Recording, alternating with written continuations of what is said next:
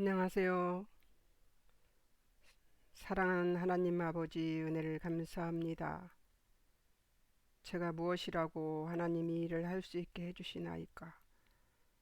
정말 하나님의 뜻대로 살지 못하는 저의 모습을 보면서 실망하고 낙심할 때마다 하나님 말씀으로 저를 치료해 주시고, 그리고 이 방송을 듣는 모든 이들에게도 같은 은혜를 베풀어 주실 것을 믿으며 하나님께 의지해서 이 방송을 시작합니다. 성령님 도와주시옵소서.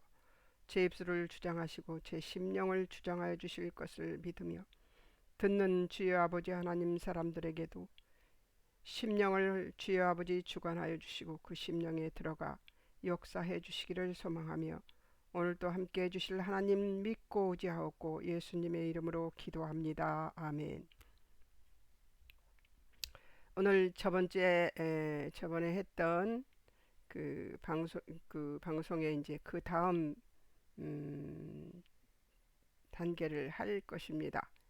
25절에서부터 34절까지 이제 혈루증 여인을 고치신 종에 대해서 얘기를 하게 될 것입니다. 중도의 야이로의 회당장 야이로의 간청으로 이제 그 야이로의 딸을 고치러 가려고 하고 가는 중에 사람들이 밀치고 밀리면서 중도의 혈루증 앓는 여인이 예수님의 옷 가장자리를 만지는 일이 일어나고 그 여인의 치유가 일어나는 사건입니다. 한번 보겠습니다. 25절에서 보면 12해 혈루증 알아온 한 여자가 12해면 12년을 앓았다는 얘기인데요. 무척 오랫동안 그렇게 앓았습니다. 예수님이 무슨 일이 있었을까요? 사건이 무엇이라는 단어로 사건을 보는데요. 27절에 무리 가운데 끼어 뒤로 와서 예수님의 옷에 손을 댑니다. 네, 그 당시에는 사실 그 바리새인들은 여자가 남자의 옷에 닿기만 해도 수치로 여겨지는 때였어요. 예수님 예수님의 옷을 예수님 알게 옷을 만져볼 수는 없었던 것이죠. 무모한 것이 아니라 진실된 신앙심을 가지고 예수님의 옷을 만졌던 거죠. 이 여인이 그걸 예수님이 알았던 거죠. 27일에 그 이유가 무엇인지 한번 볼까요? 예수님의 소문을 들었으므로 내가 예수님의 옷에만 손을 대어도 구원을 받으리라 생각했으므로 28절에는 그리고 26절에서 많은 의사에게 많은 괴로움을 받았고 가진 것도 다 허비하였으되 아무 효험이 없고 도리어 더 중하여졌던 차라서 제가 왜 27절, 28절, 26절 이렇게 까꾸로 했냐면요. 첫째는 예수님이 소문을 들었던 것이 중요한 거고요. 28절에 내가 예수님의 옷에만 손을 대어도 구원을 받으리라는 생각이 있었던 것이 더 중요하고요. 또 그 다음에 중요한 것은 인간의 실패죠. 많은 의사에게 많은 괴로움을 받았고 가진 것도 다 허비하였을 때 아무 효용이 없고 도리어 더 중화해졌던 차라서 제가 아파서 고생을 참 많이 했는데요. 어떤 것도 어떤 사람의 이로도 어떤 의사도 못 고치는 할 수 없는 일을 하나님이 하시더라고요. 이 여인의 마음을 좀 알 것 같아요. 돈을 탕진하고 가진 것도 다 허비하고 나서야 이 병을 예수님을 만나서 병을 고치는 이 여인을 보면서 무모한 것 같이 보이는 하나님을 신뢰하는 것이 무모한 것 같이 보이는 그런 상황들이 우리한테도 있을 수 있어요. 이 여인처럼 뭐그 중풍병자를 달아내리는 그 친구들처럼 무모한 행동을 할 수 있습니다. 무모한 것 같이 보일 수 있습니다. 저도 10여 년 만에 어느 날 아침에 그 하나님께 매일 새벽 예배를 드리는데 그 새벽 예배 중에 내가 아침에 눈을 떴는데 새벽 예배를 드리려고 이제 눈을 떴는데 음, 일어나면서 다른 때는 하나님 오늘 또 하루가 시작됐네요. 감사합니다. 이러는데 그날은 내가 어디가 아픈가를 보고 있는 저를 발견했어요. 그래서 내가 사단에게 잡혀 있네. 하나님을 먼저 생각해야 되는데 내 아픈 것을 먼저 생각하고 있네. 이런 생각이 들었어요. 그런데 그때 제가 항상 이를 닦고 세수를 하고 머리를 잘 빗고 그리고 새벽 예배를 드리는데 그대로 예배 드리는 장소에 앉았습니다. 그리고 집에 있는 문이란 문을 다 쳐 닫았어요. 그리고 새벽 6시부터 소리를 지르기 시작했어요. 아침 11시까지 소리를 질렀습니다. 하나님, 제가 멍청했어요. 제가 미련했어요. 제가 아프니까 아픈 것만 바라봤어요. 상황만 바라봤던 거죠. 그래서 소리를 지르고 11시까지 소리를 지르며 울면서 기도했는데 옆집 애기 엄마가 할머니 무슨 일 있냐고 문을 두드리고 묻더라고요. 그날 저녁 때. 근데 이런 일이 있었노라고 얘기해 줬죠. 근데 그 뒤에 정말 매일 그 설사에 시달리던 제가 그것을 멈추게 하신 하나님을 볼 수 있었던 일이 생각납니다. 이 여인을 보니까 얼마나 힘들었겠어요. 얼마나 어지러웠겠고요. 인간의 할 수 있는 모든 수단을 다 해본 후에 이 여인은 재산을 다 탕진할 만큼 스스로의 노력으로 병이 나을 것을 신뢰했던 것입니다. 그러나 이 여자의 병은 인력으로 고칠 수는 없는 병이었죠. 이때 바리새인들은 여자가 남자의 옷에 이 당시에 이 시대는 바리새인들은 여자가 남자의 옷에 닿기만 해도 수치로 여기는 풍속이 있었던 때라서 여인은 감히 예수님의 옷을 만질 수 없었을 것인데 이 여인 그렇다고 해서 우리가 이것이 이 여인의 하는 행동이 무모한 것이라고 말할 수는 없겠죠. 진실한 신앙심이 있었던 것이 아닌가 하는 생각이 들었습니다. 저도 그날 그 기도를 하고 나서 다시 이성적이 되더라고요.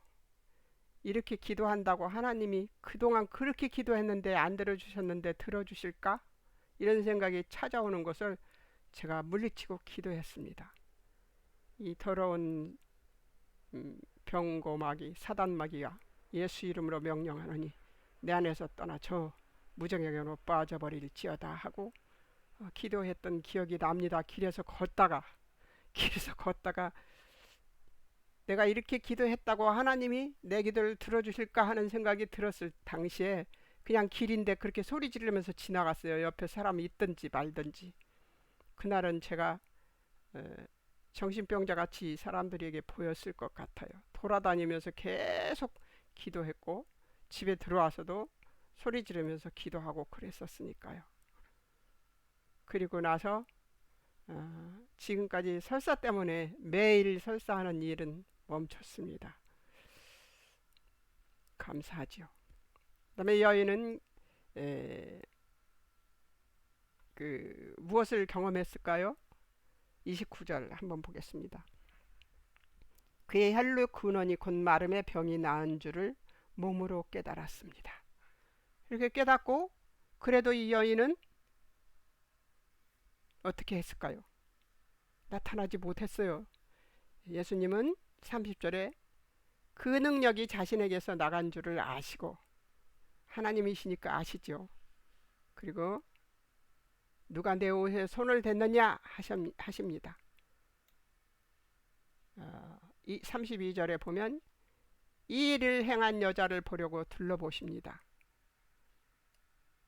예수님은 그 여자의 신앙을 시험하시려고 또 그러한 방법을 다시 써서 신앙심을 조작하려는 시도가 다시 없게 하시려고 예수님은 그 여자를 찾습니다. 제가 전에도 말씀드렸지만 하나님은 똑같은 방법으로 우리를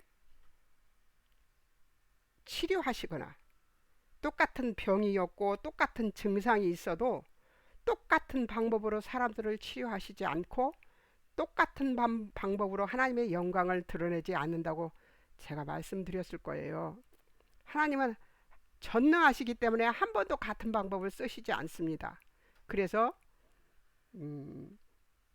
예수님은 이렇게 할 것이라고 예언하는 예수 무당들에게 그 힘을 줄 수가 없죠. 예.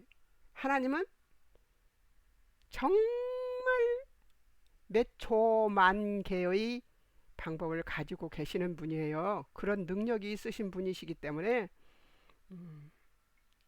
예수님이 이미 아시고 뭘 해요?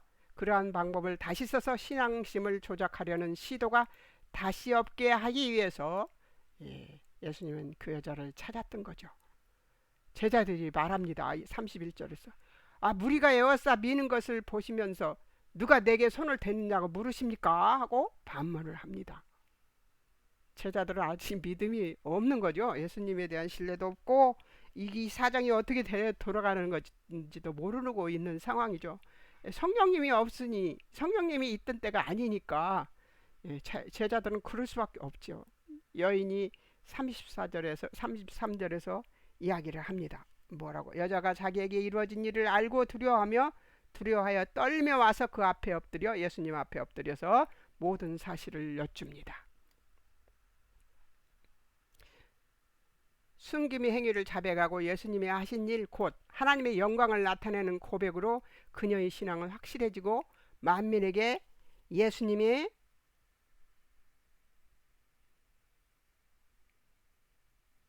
탁월하신 권능이 알려지게 됩니다.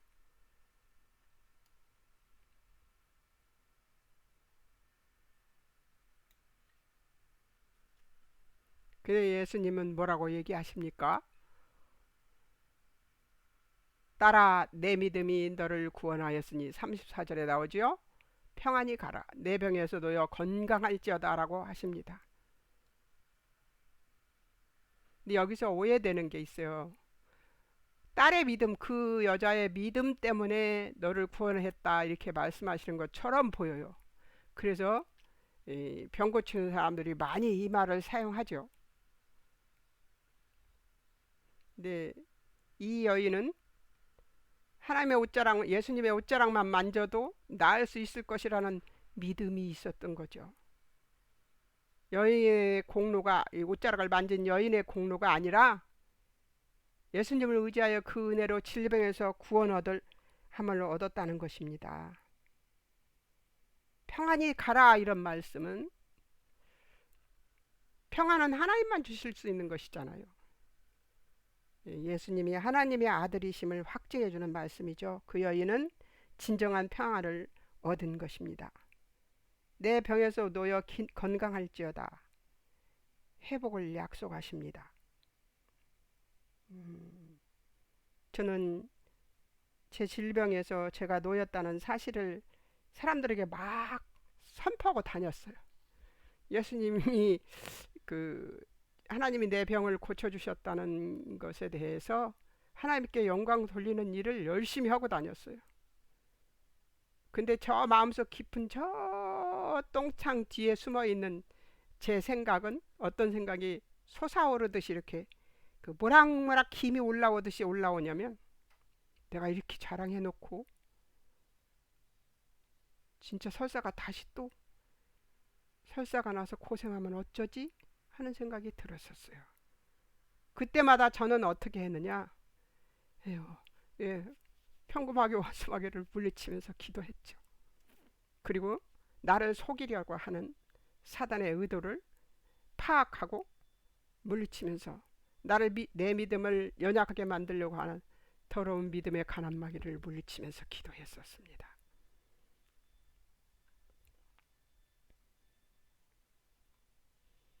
자, 다시 또 이제 저기를 보겠습니다. 여기까지는 뭐냐?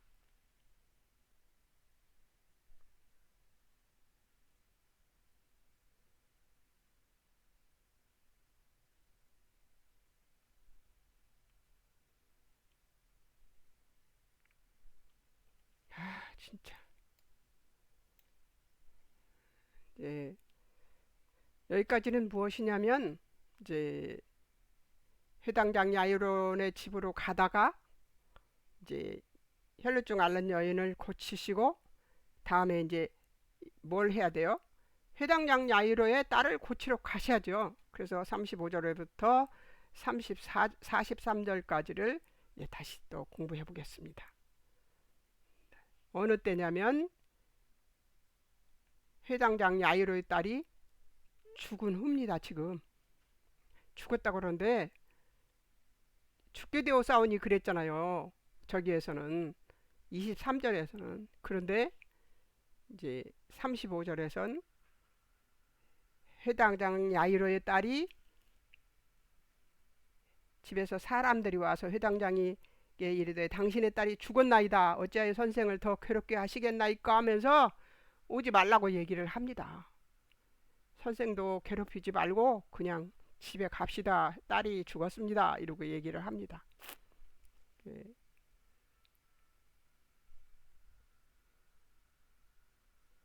예수님이 야이로를 어떻게 하십니까? 예수께서 그 하는 말을 곁에서 들으시고 36절에 회당장에게 이르시되 두려워하지 말고 믿기만 하라 하시고, 자, 두려워하지 말고 뭐 하라고요? 믿기만 하라고 하십니다. 동행하는 사람들을 아주 적게 만들었어요. 예수님이 일하실 때 보면은 인원을 아주 중대한 일을 할 때는 사람들을 아주 조금만 참여시킵니다. 우리들이 생각할 때는 그런 일을 할 때면 중요한 일이니까 사람들 많이 보여줘서 많이 알게 해야 되는데 우리 예수님은 달라요. 하나님이 하시는 일은 정말 우리가 생각하는 것 같고 정말 다른 것 같습니다. 38절에 보면은 37절과 38절에 보면 베드로, 야고보와 그의 형제 요한만 따라오게 하시고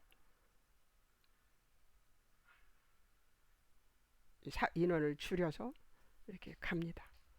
주위의 반응은 떠들며 울고 그 집 주위에 있는 사람들은 떠들고 울며 통곡하는 사람들을 이제 만나십니다. 회당장 집에 들어가면서 너희가 어찌하여 떠들며 우느냐? 이 아이가 죽지 않고 잔다. 이렇게 얘기를 합니다.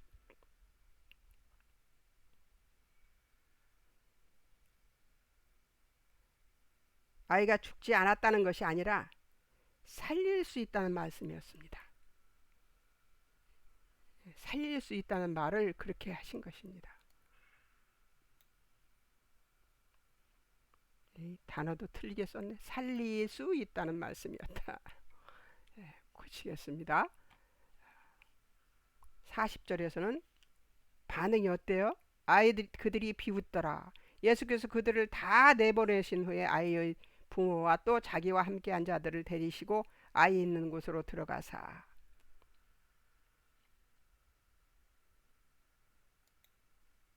지금 뭐하냐면 예수님은 중대한 일을 할 때 주의를 혼자 받지 않게 하는 것이 그 특징이세요.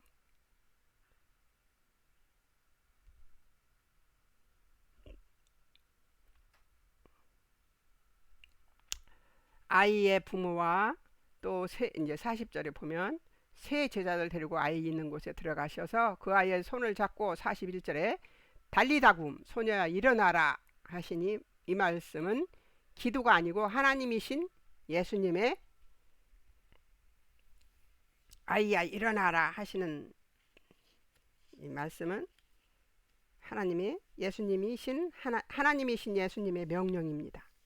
42절을 보면 12살 먹은 소녀가 곧 일어나 걷습니다. 근데 예수님이 43절에 아주 중요한 말씀을 하십니다. 소녀에게 먹을 것을 주라고 하십니다. 이것은 소녀의 부활을 확증하시려는 것이고, 또 다시 산 소녀가 어떤 이상스러운 영이 아니고 참된 육신으로 먹으며 마실 수 있는 사람인 것을 드러내기 위함입니다. 주위 사람들의 반응을 한번 볼까요? 42절. 소녀가 곧 일어나서 걸으니 나이가 12살이라 사람들이 크고 곧 크게 놀라거늘. 얼마나 놀라겠어요. 죽었다고 한 아이가 살아났으니까. 예수 그리스도의 일을 아무도 알지 못하게 하라고 그들을 많이 경계하시고 이에 소녀에게 먹을 것을 주라 하시니라. 이렇게 예수님이 이 일들을 이루셨습니다. 그대로 간념의 메시아, 즉 다윗의 왕위를 이을 세상 왕으로 오실 메시아를 꿈꾸던 대로 간주하고 덤빌 것이었기 때문에, 예수님은 구원의 주, 세상 만민을 구원하실 구주로 오셨기 때문에, 그러니까 그들은, 이스라엘 사람들은, 지금 유대인들은 무엇을 상상하는 거예요? 메시아는 어떤 메시아?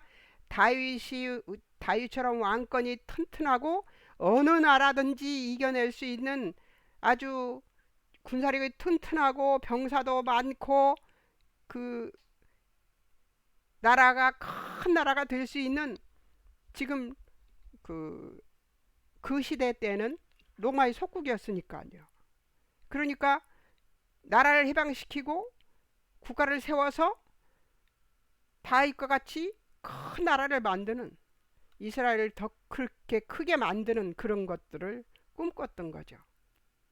하나님께서 다윗에게 네 위가 끊이지 않을 것이고 네 자손 만대에 왕위가 계승될 것이라는 얘기를 하신 그것을 무엇으로 받아들이냐? 세상적인 방법으로 왕권을 이어갈 것이라고 받아들여 버린 이스라엘 백성들은, 유대인들은 그런 다윗과 같은 왕이 메시아로 오실 것이라는 것을 굳게 믿고 있었어요.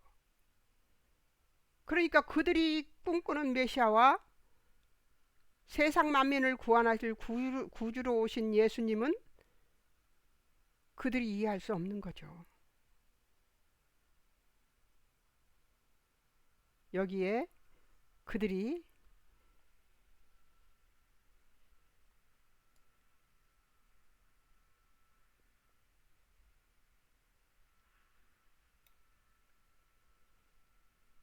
아이러니가 있는 거죠. 자, 보면은요, 지금 귀신을 내 거라사 지방에 있었던 그 군대 귀신 들렸던 자 있잖아요. 그 사람을 향해서 예수님이 축기를 하고 귀신을 내어쫓는 것의 반응, 또 야이로 회당장의 아이를 살려낸 일, 혈루증 앓는 여인을 고치시는 일, 이 모두 다 기적입니다. 그런데 유대인들의 반응은 어때요? 유대인들의 반응은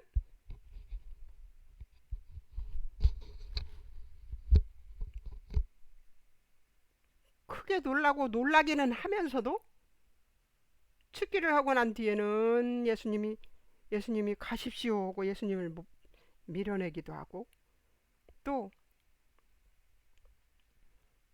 여인을 고쳤을 때는 여자를, 그 당시에는 여자가 우스웠으니까요. 그리고 또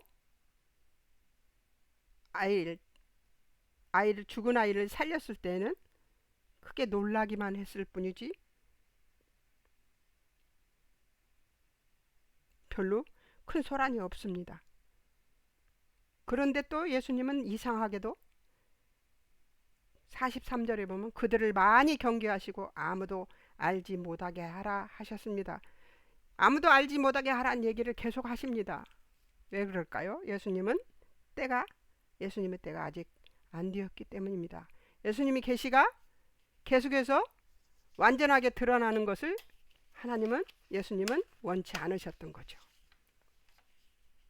자, 한번 보겠습니다.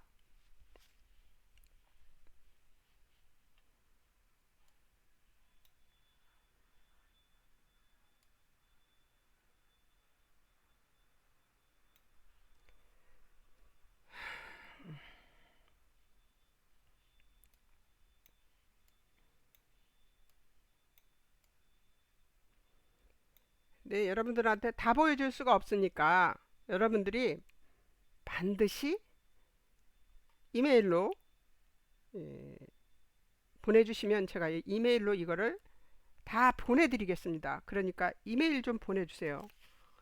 지금 몇 분이 이걸 받고 있냐면 3분이 받고 있습니다. 자, 제가 기억할 것들을 생각했습니다. 예수님이 귀신 들린 자의 비참한 상황과 인간에 대한 사단의 잔인성에 비해서 예수님이 인간 사랑하시는 긍휼과 자비와 인자가 극명하게 보여주는 것은 인간이 하나님의 은혜 아래서만 자유로워질 수 있다는 것을 더 확실하게 만들어줌을 기억해야 합니다. 포악한 사단의 공략을 받아 함몰되어 버린 영혼과 정신 및 육체를 갖게 된 귀신 들린 자의 모습을 통해 사단이 갖고자 하는 목적은 하나님과 인간 사이를 차단하고 이간시켜서 파멸로 이끄는 것이며 사단 자신 또한 영원한 파멸에 처해질 운명이기 때문에 사단에게 넘어가는 자들의 궁극적인 운명은 불을 보듯 뻔한 것임을 기억해야 합니다. 예수님에 대한 핍박의 기세가 더욱 기세등등해지고 있던 때에 5장 전체에 나타나는 3건의 사건들은 한결같이 치유받은 과정을 극적인 상황으로 묘사함으로써 예수님이 이적적 권능의 탁월성을 크게 부각시켜주고 있다는 것은 모든 인간에게는 시시각각으로 사단의 한계가 있는 권세의 위험에 노출되어 있다는 사실과 함께 예수님의 탁월하신 이적적 권능 앞에서 그 은혜를 힘입어 살아야 한다는 사실에 대하여 전혀 무능한 인생들이 할 말도 할 일도 전혀 없으며 어떤 시도도 무효함을 가르쳐주고 있다는 것을 기억해야 합니다. 우리는 우리의 힘으로, 우리의 능으로, 우리의 얽매임에서, 사단의 얽매임에서 이끌어낼 수 있는 자격이, 힘이, 능력이 없습니다. 지금 여기 등장하는 군대 귀신 들렸던 사람이나 혈류증을 앓던 여인이나 회당장 야이로처럼 그들의 생애 속에 찾아온 하나님의 통치의 위대함과 은혜로우심을 우리도 만난 겁니다. 꼭 질병을 치료받아야만 귀신이 나가야 되지만 이렇게 되는 것은 아니죠. 조그마한 일상 속에서도 항상 하나님의 은혜를 힘입고 살아가는 자로 살아간다면 사단의 통치에서 우리는 언제나 어느 때나 자유롭게 벗어날 수 있는 것이죠.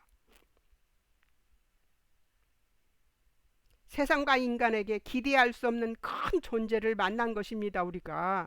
우리는 세상과 인간이 기대할 수가 없는 존재, 탁월하시고 독특하신 예수님을 우리는 만난 것입니다.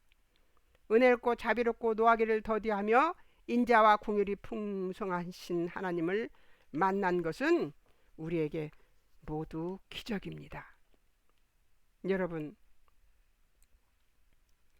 하나님은 우리를 그 기적으로 안내하고 계십니다. 사단은 우리를 이길 수 없어요. 제가 저번에 말씀드렸죠? 뭘 할 수 없다고요, 사단은? 사단은 무엇을 할 수 없다고요?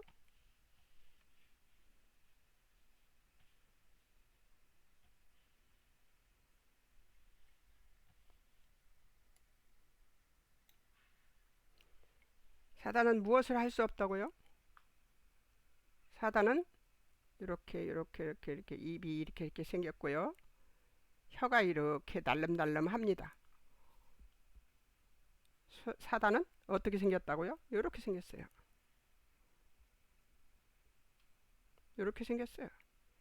사단은 뱀은 뱀인데요. 꼬리가 없어요. 그리고 이것만 위협합니다. 이렇게 커다랗게 제 앞에 달려오더라고요. 그래서 저에게 막 이런 이빨을 가지고 혀를 날랭거리면서 그러면서 달려 들어오는 것 같았어요. 근데 제가 문득 그의 꼬리를 보면서 깨달았어요. 아, 힘이 없구나. 능력이 없구나. 꼬리가 없는 것을 보면서. 그러면 이겨야지. 내가 여기서 지면 안 되지. 기도하다가 느꼈어요. 그래서 마구 물리치면서 기도했습니다. 제 일생을 휘감았던 이 더러운 음란마귀를 물리치면서. 여러분, 그 뒤로 저는 제 인생에서 이 더러운 음란마귀에 지지 않는 인생이 되었습니다. 여러분이 생각하는 어떤 상상도 좋지만 나중에 이 음란마귀에 대해서 얘기하고 할 수 있는 것은 이 공개적으로 얘기를 할 수가 없으니까 개인적으로 전화하시면 말씀드리겠습니다. 자, 오늘은 5장을 마무리합니다. 하나님은 우리에게 정말 놀라우신 하나님이십니다. 탁월하신 하나님이세요.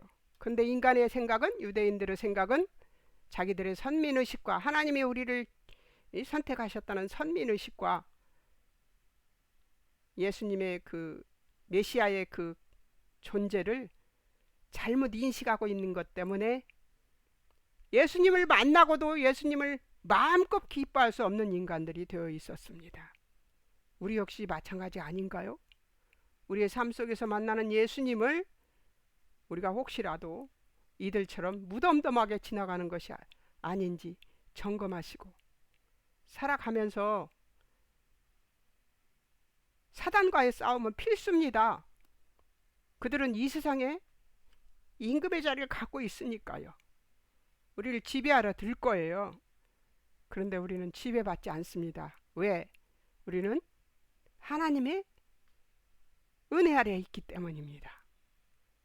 언제든지 내가 할 수 있다고 생각하시지 마시고 하나님만 하실 수 있다고 생각하는 그 믿음을 가지고 하나님 앞에 나아가서 하나님 저 도와주세요 하면 하나님께서 언제든지 손을 내밀어 도와주시는 하나님이십니다.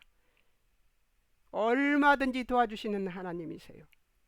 우리가 우리의 무능함을 인정하지 않으면 고통을 받게 돼 있습니다. 제가 옛날에 저 자신이 너무 잘났었습니다. 그래서 고통 속에 살았는데 다 해결했다고 생각했었습니다. 산에 가서 몇 년씩 기도를 했으니까요. 그런데도 다시 하나님께서 이번에는 질병으로 저를 힘들게 하셨어요.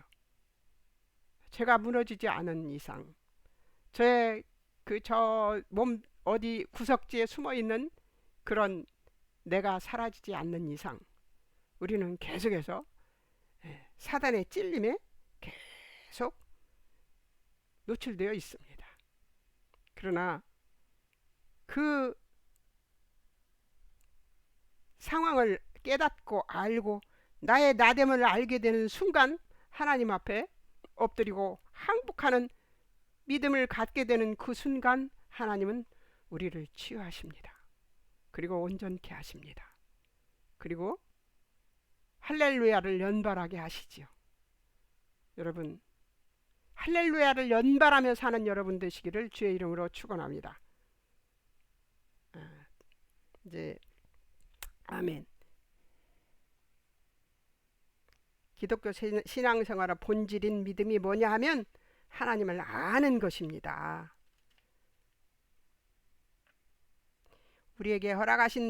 하나님께서 우리에게 허락하신 믿음과 구원이 우리의 어떤 조건이나 자격, 세상의 어떤 약속이나 보상과 상관없는 것이라고 성경은 증언하고 있습니다.